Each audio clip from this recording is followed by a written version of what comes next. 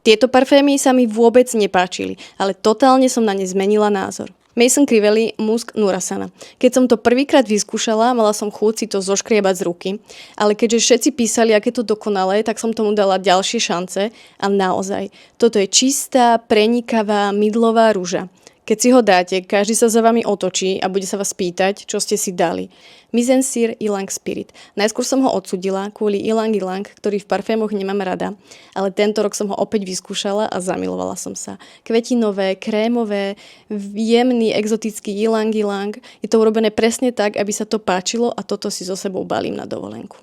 Initio Lift Me Up. Ďalší parfém z Ylang Ylang, ktorému som dala druhú šancu. Magnolia, tonka, Ylang Ylang, vanilka a pyžmo. Je to taká sladká, slnečná vanilka.